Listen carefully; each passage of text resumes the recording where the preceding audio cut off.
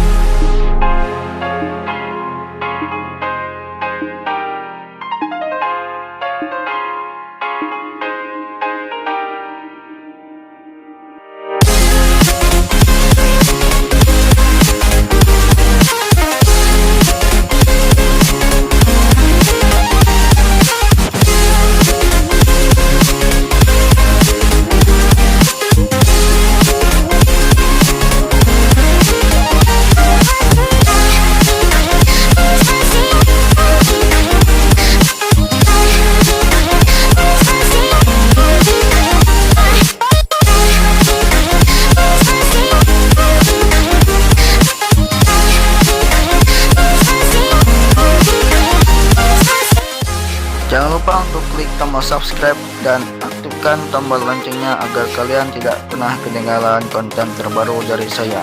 Terima kasih.